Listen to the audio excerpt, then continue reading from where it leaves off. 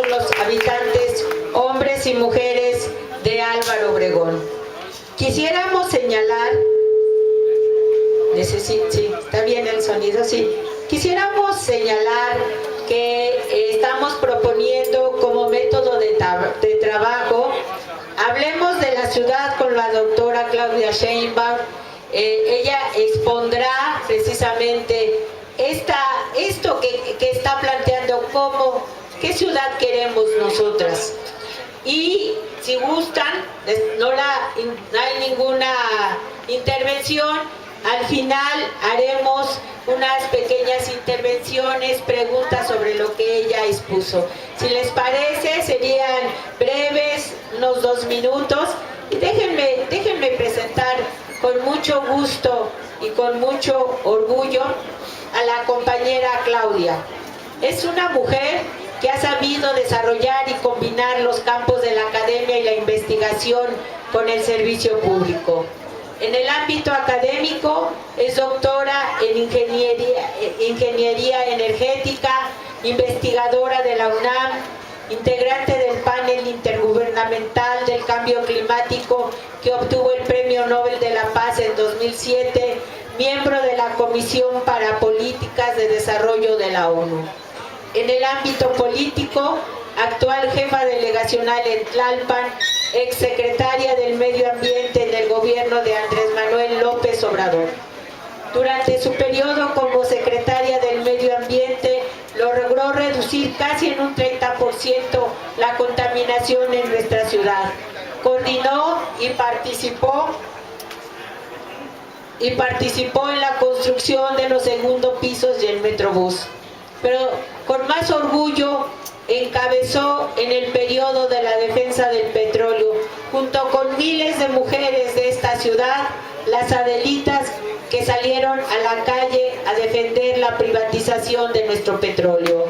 Un gusto, un honor que una mujer esté aquí con nosotros en Álvaro Obregón, hablándonos de la ciudad que queremos. Muchas gracias, Lupita, muchas gracias a todos y a todas por venir el día de hoy a escucharnos. Como bien me han presentado, soy universitaria, soy investigadora del Instituto de Ingeniería de la UNAM. Hoy tengo una comisión, igual que tuve una comisión cuando fui secretaria del Medio Ambiente con Andrés Manuel López Obrador. Digo yo que independientemente de si somos universitarios, científicos, si algunos compañeros han dedicado su vida a la carrera política, antes que todo somos ciudadanos y ciudadanas, independientemente del lugar en donde estamos. Porque ser ciudadano significa que cuando uno cumple 18 años está en la posibilidad de votar. Eso significa la ciudadanía. Y esta forma en donde nos involucramos en algún momento de nuestras vidas para ejercer el voto, pero más allá del ejercicio del voto, la participación de cada uno de nosotros en nuestra calle, en nuestra colonia, en nuestra delegación, en nuestra ciudad, para transformar la realidad, eso es lo que visualizamos nosotros como hacer política. Hacer política no es llegar a un cargo público, no es estar de senador a diputado, a delegado, como algunos de ustedes conocen aquí en Álvaro Obregón. Hacer política significa transformar la realidad en que vivimos. Hacer política significa ganar voluntades para un proyecto. Hacer política significa ganar corazones para un proyecto de transformación de nuestra realidad. Y ahí, en ese sentido, todos debemos hacer política. La política no es de unos cuantos. La política no es de los de la clase política, que no sé qué quiere decir eso de clase política. La política es un asunto de todos y de todas. Todos tenemos que involucrarnos. En la medida en que ganemos conciencias, en la medida en que vayamos involucrando a más personas en la transformación de nuestra realidad, las cosas pueden cambiar. No es un asunto de una persona, no es un asunto de un grupo, es un asunto de involucrar a toda la ciudadanía en la transformación de nuestra realidad. Y a eso es a lo que nos hemos dedicado, además de la academia, de nuestro trabajo como universitaria. En realidad me he dedicado una buena parte de mi vida a hacer política, no a hacer política, no ser política, sino a hacer política, a ganar conciencias y voluntades por la transformación de nuestra patria. Y eso quizá es lo más maravilloso que uno pueda dejar, la posibilidad de haber accedido a un cargo de elección popular, a un cargo de gobierno, pero también desde la universidad, también desde nuestra colonia, haber hecho algo en nuestra vida para transformar nuestra realidad para beneficio de todos y de todas. Eso es lo que creemos, así hemos vivido, así somos y así vamos a seguir siendo. En esta ciudad, en los últimos años, hemos vivido una regresión, una reversión de lo que sentíamos que estaba mejorando en la ciudad. Cuando Andrés Manuel López Obrador llegó al gobierno de la ciudad, muy poca gente se imaginaba la cantidad de cosas que se podían hacer en 5 años de gobierno. Había ganado el ingeniero Cárdenas la ciudad y había iniciado una transición y una democratización de nuestra ciudad, pero en realidad no fue hasta finales del 2000 cuando la ciudad comenzó realmente a transformarse.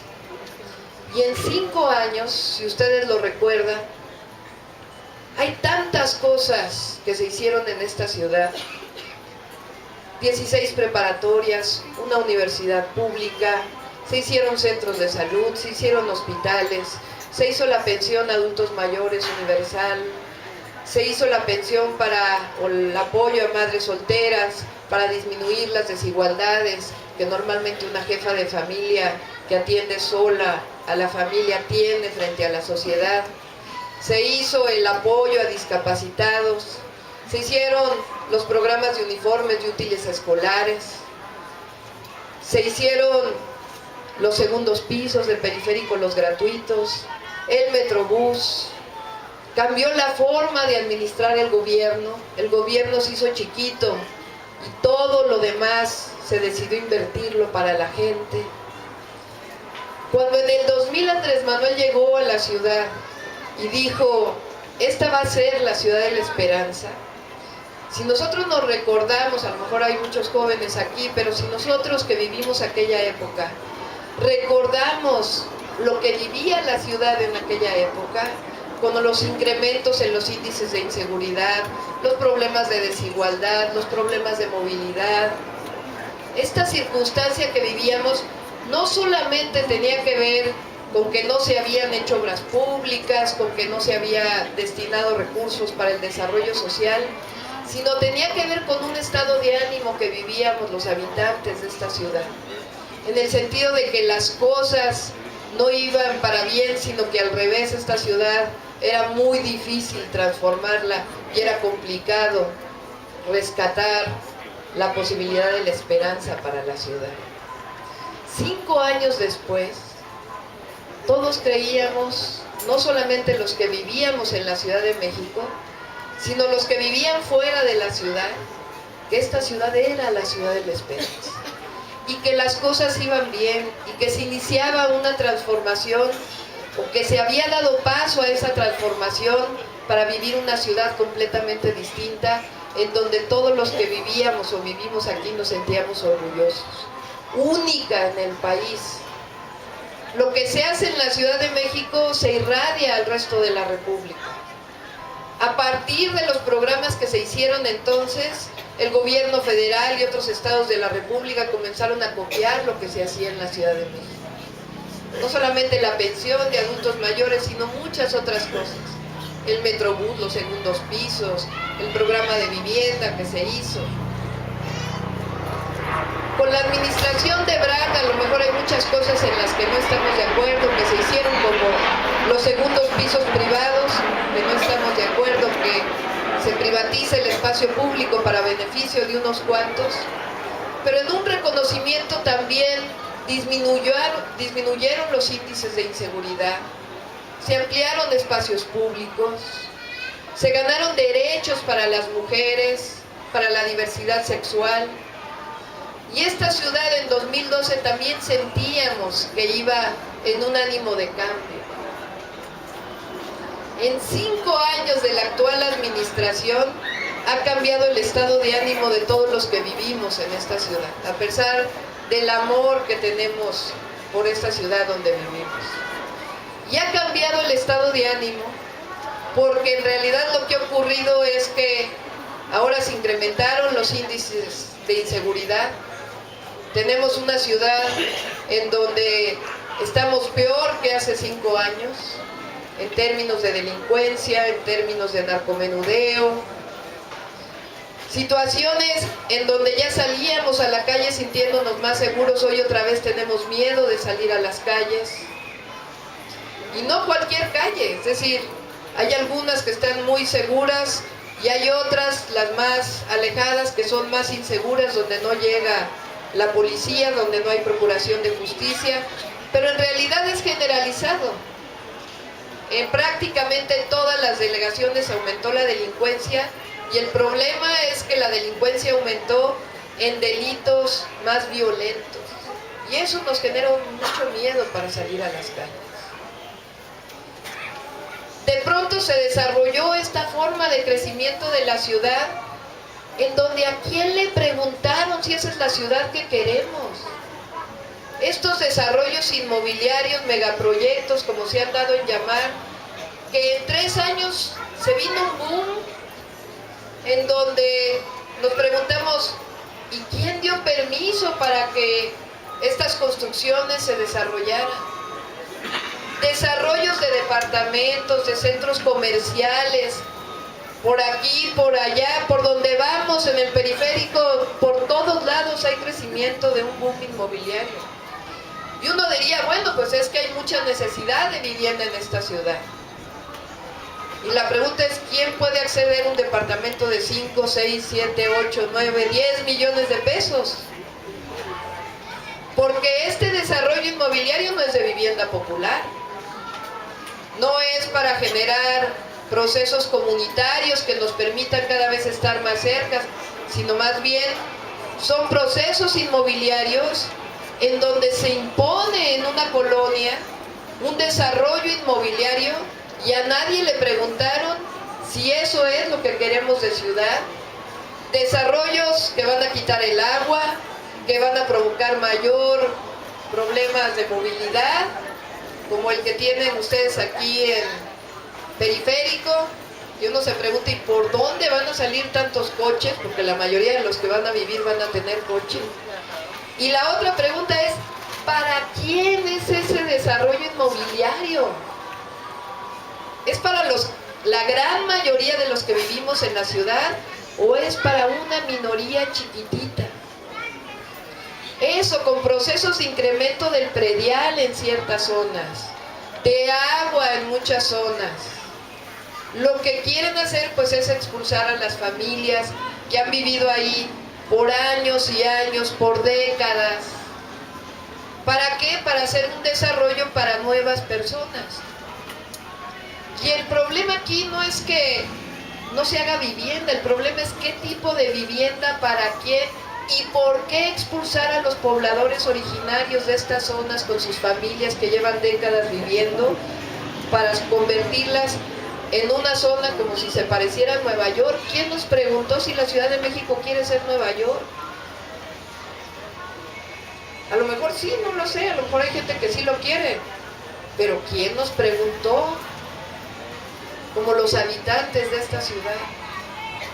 Y así como el tema de la inseguridad, así como el tema del desarrollo inmobiliario, podemos tocar el tema del medio ambiente, que no hay avances, al contrario hay retrocesos en la contaminación atmosférica, en las contingencias ambientales, pero también en las barrancas, pero también en las zonas verdes del sur, surponiente y suroriente de la ciudad, que permiten que esta ciudad sobreviva, es decir, esta invasión de la que hablaba la compañera sobre los bosques de la Ciudad de México. Y así podemos seguir y seguir y seguir.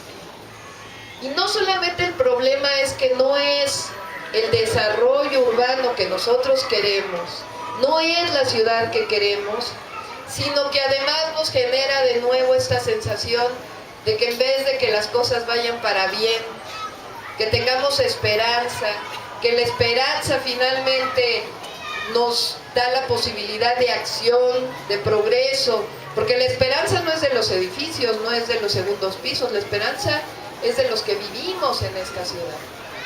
Y entonces nos genera un asunto de depresión, de desigualdad, de inequidad en la ciudad, que nos provoca también violencia, delincuencia. Yo quisiera platicarles algunas cosas de las que hemos hecho en la delegación Tlalpan, que cuando llegamos a Tlalpan dijimos, necesitamos rescatar esta delegación, rescatarla de la corrupción, rescatarla de la extorsión, pero también rescatarla en el sentido de que cada vez nos sintamos más orgullosos de vivir en Tlalpan porque las cosas están cambiando. Quiero platicarles algunas de las formas en que nosotros gobernamos y algunos de los proyectos que son muy innovadores en la manera de hacer gobierno. Y después, si me permiten, platicarles qué es lo que planteamos para la Ciudad de México y cómo rescatar esta esperanza de la ciudad. En Tlalpan hicimos un programa de austeridad igual que hizo López Obrador cuando llegó en el 2000. Logramos ahorrar recursos de los gastos suntuarios de los funcionarios públicos. En Tlalpan ningún funcionario público puede utilizar recursos públicos de la delegación para comidas, para gastos de representación, está absolutamente prohibido. En mi caso me transporto en mi vehículo particular, yo pago mi propio celular. No utilizamos el presupuesto para ninguna comida ni gasto de representación. Todos los vehículos que tenían los jefes delegacionales anteriores los pasamos a Protección Civil y a las áreas operativas. Redujimos gasto en telefonía, redujimos gasto en las fiestas que se hacían el 16 de septiembre y demás fiestas que se hacían para la burocracia de la delegación. Somos hoy la delegación, reconocido por el periódico El Economista hace 4 días, que más inversión pública tiene de las 16 delegaciones. Prácticamente con el mismo presupuesto que se tenía años atrás. Y con ese recurso de inversión pública hemos modernizado o dándole mantenimiento mayor a todas las escuelas públicas de la delegación. Nos queda solamente una quinta parte. Es decir, aun cuando es atribución de la Secretaría de Educación Pública darle mantenimiento mayor a todas las escuelas, como no lo hacen, nosotros lo asumimos. Había escuelas en los pueblos de Tlalpan que por el crecimiento también de los asentamientos, como ustedes nos han dicho que ocurre también aquí en Álvaro Obregón y lo sabemos, por el crecimiento de los asentamientos, salones de clases con 50, 60 niños, porque en realidad no se han construido nuevas escuelas y esas zonas han crecido en población. Pues decidimos hacer en los pueblos de Tlalpan nuevas edificaciones para las escuelas públicas. Escuelas donde no se invertía en nuevas edificaciones desde los años 60 del siglo pasado. Ese recurso también decidimos utilizarlo para generar nuevas áreas de esparcimiento, áreas verdes de esparcimiento. Estamos por inaugurar el parque lineal verde más grande que tenga la Ciudad de México, en la zona alta del Ajusco Medio, en las colonias de mayor marginación social.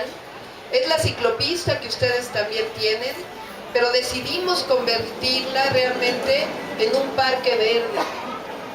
No solamente va a haber para bicicletas, sino para peatones, áreas jardinadas, al tianguis que se ponía ahí todos los sábados y domingos, o que se pone invadiendo la ciclovía. Llegamos a un acuerdo con 1,200 de los comerciantes para que realmente se ubiquen en plazas y dejen libre el área verde. Esto se puede lograr cuando uno reconoce el trabajo de la gente, pero también cuando uno no tiene ningún interés en el negocio. Cuando uno se sienta con el comercio en vía pública, como lo hicimos en el Metrobús para la Ruta 2 cuando se trabajó, si el funcionario público tiene interés en el negocio o tiene interés que la gente vote por él o por ella para la siguiente elección, pues entonces todo se trastoca, porque hay intereses que no permiten que se lleguen a acuerdos para beneficio de ellos, pero también de la población. Entonces se logra este acuerdo sencillamente porque a nosotros no nos interesa que ellos voten por nosotros o no. Esa es una decisión individual de cada una de las personas. No es un asunto de que te doy esto para que tengas mi voto o para que me des tu voto. Este recurso también lo estamos utilizando para generar nueva infraestructura social, que le llamamos. ¿Qué programas hemos hecho en la delegación Tlalpan? Tenemos un programa del que estamos muy orgullosos, que se llama Ciberescuelas Tlalpan.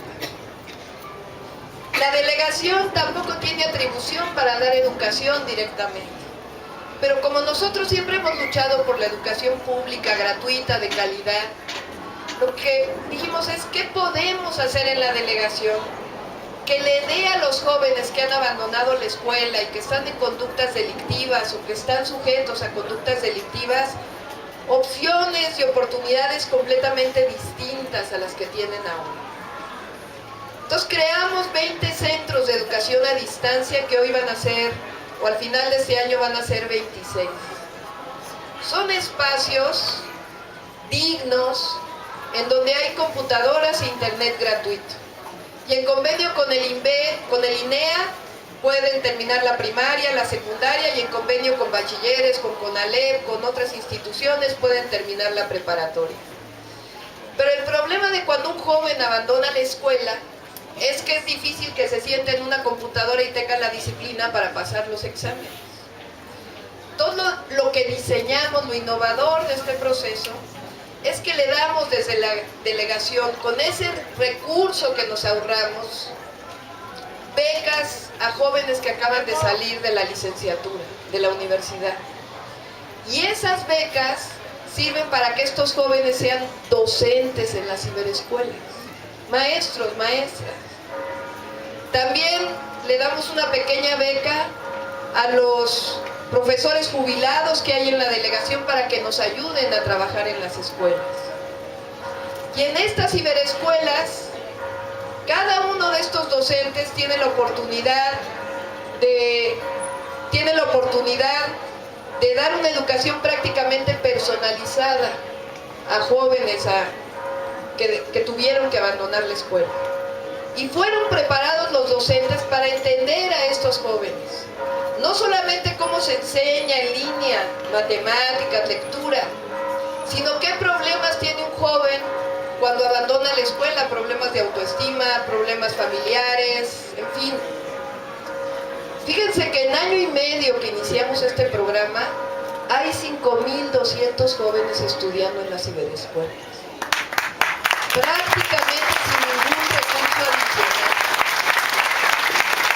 Hay colonias en donde gracias a la ciberescuela bajó el índice delictivo.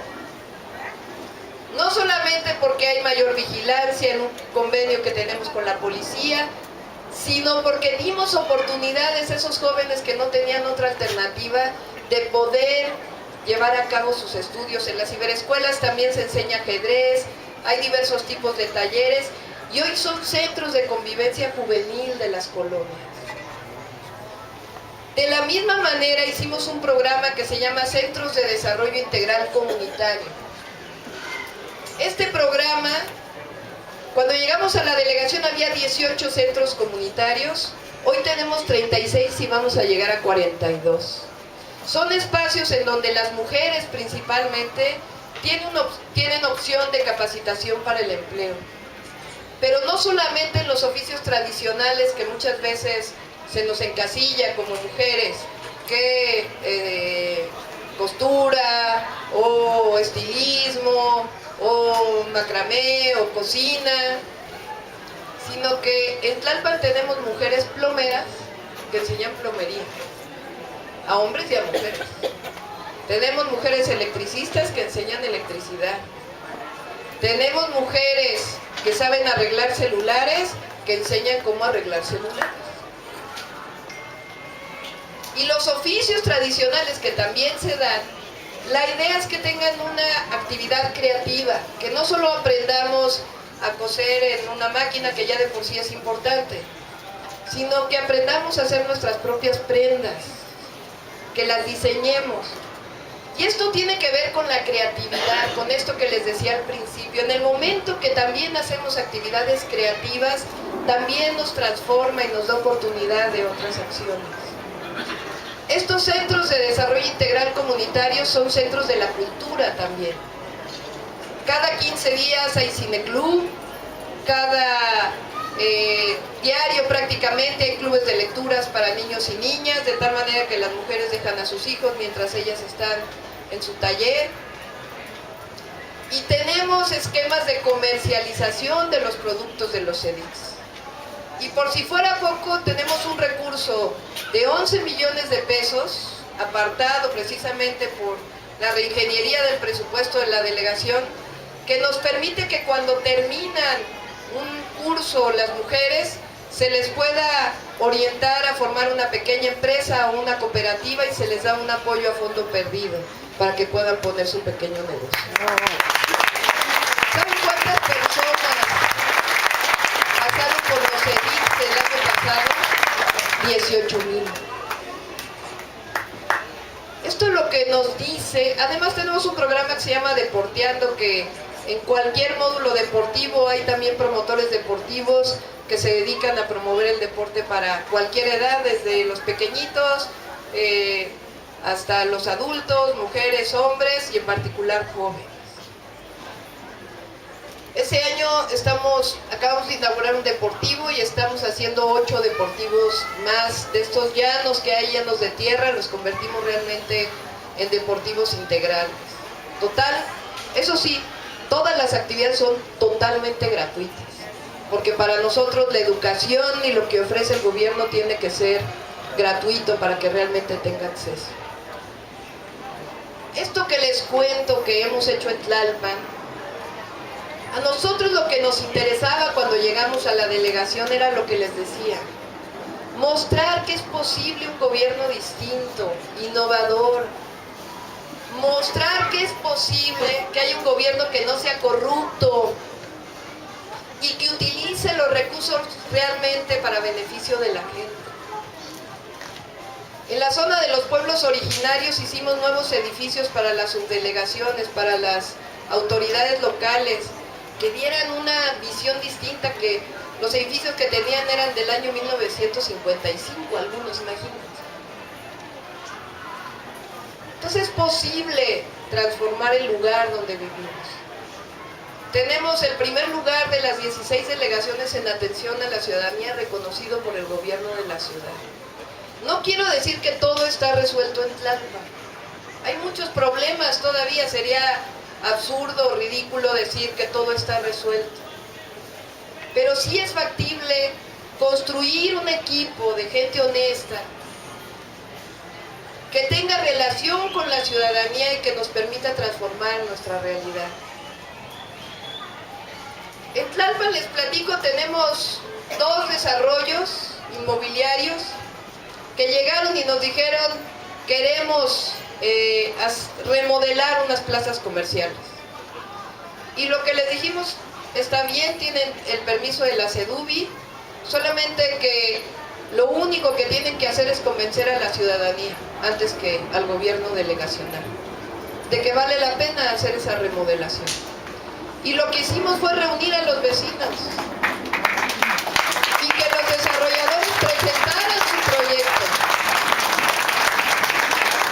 y que los vecinos en asambleas grandes dijeran: pues esto es lo que queremos, y que los vecinos dijeran, no, pues está muy grande, está muy chiquito, eso no, o está bien, pero lo que requerimos es la remodelación de este cruce, un centro comunitario, lo que digan los vecinos.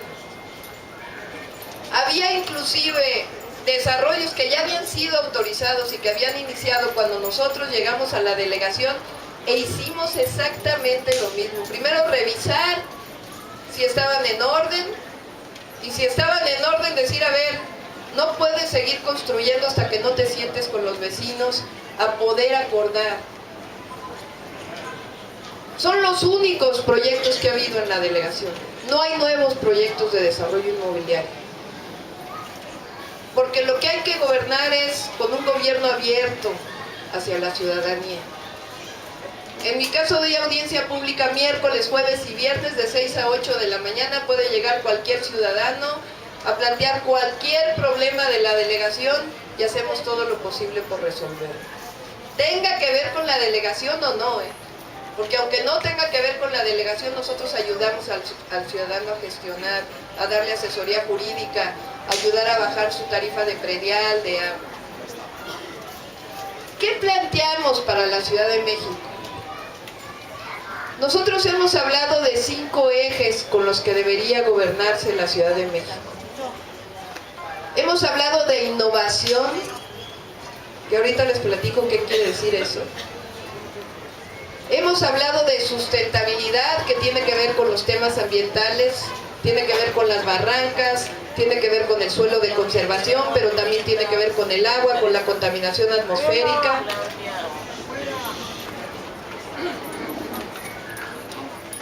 No hay problema, todo el mundo tiene derecho aquí a manifestarse.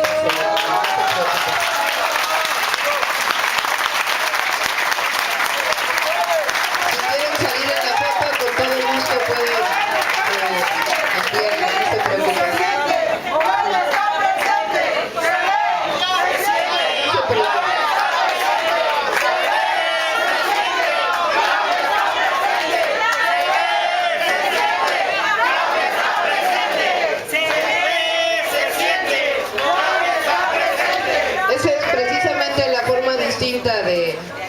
De hacer política. Aquí todo el mundo tiene derecho a manifestarse, a decir lo que quiera. Por cierto, déjenme decirles que hay un desarrollo del Instituto de la Vivienda, del INVI, que su objetivo como INVI pues es desarrollar vivienda popular. Y desafortunadamente quien está promoviendo esa vivienda está vendiendo los departamentos, los anuncia en el Universal, ya saben, o sea que de vivienda popular pues no tiene mucho. Fíjense, les voy a contar una cosa nada más antes de seguir hablando de la ciudad muy rápido. Aquí en la zona de, cuando hicimos el segundo piso del periférico, en la parte de abajo, que era la vía del tren, que hoy es la ciclopista, porque cuando hicimos el segundo piso que me tocó coordinarlo, pues yo atendí cerca de 150 asambleas ciudadanas, así como esta, donde la gente decía si estaba de acuerdo o no. Y en la parte de abajo de Alfonso XIII, me acerqué y había un grupo de gente que decía es que no queremos el segundo piso. Yo les dije, ¿por qué no quieren el segundo piso? ¿Cuál es el problema? Y entonces me dijeron, secretaria, venga a ver dónde vivimos.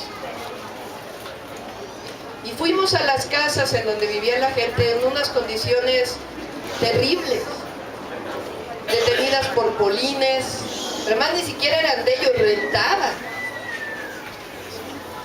Saliendo de ahí me fui con Andrés Manuel López Obrador y le dije, es que no puede ser que hagamos una obra de 5,000 millones de pesos y que la gente siga viviendo en estas condiciones en la parte de abajo. Y Andrés Manuel de inmediato le pidió al INVI que interviniera. Hoy todas esas zonas son vivienda popular que se construyó durante la época del señor López. Pero la verdad, orgullosamente me tocó inaugurarla.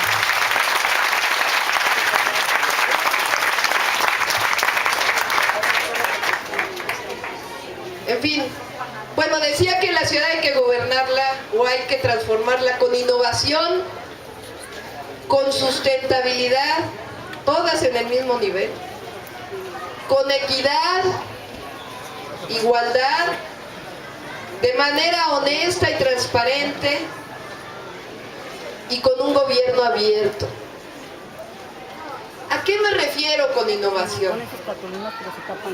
Hay muchas cosas que pasan en la ciudad que casi funcionan por inercia.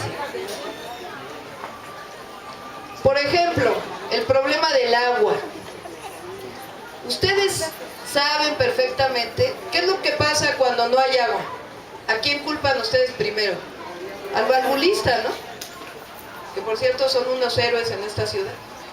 Más allá de que algunos no hacen bien las cosas o no, son los que permiten que el agua llegue a todos lados. El agua en esta ciudad se administra de manera manual, como se hacía hace 50 años. Es decir, hay una persona que tiene que abrir, que cuando hay tandeo en las colonias, pues le abre un poquito, le cierra un poquito. Cuando se va la luz y algunos pozos dejan de funcionar, tiene que venir una persona a subirle el switch, porque si no, se deja sin agua muchísimas colonias. Imagínense ustedes en el siglo XXI, con toda la tecnología disponible, muchísima gente tiene su teléfono inteligente, como le dicen. ¿Qué no podemos tener un esquema en esta ciudad en donde se arranquen automáticamente todos los pozos cuando regresa la luz? ¿Ustedes creen que sea muy difícil? ¿Ustedes creen que sea muy difícil que comencemos a medir el agua en toda la ciudad, el agua que pasa por las tuberías que actualmente no se mide? Que sepamos cuál es el gasto de agua en un lugar, sus presiones. Digo, soy física y ingeniera, pero no se sabe eso. Se cambia una tubería, y ustedes lo van a entender, se cambia una tubería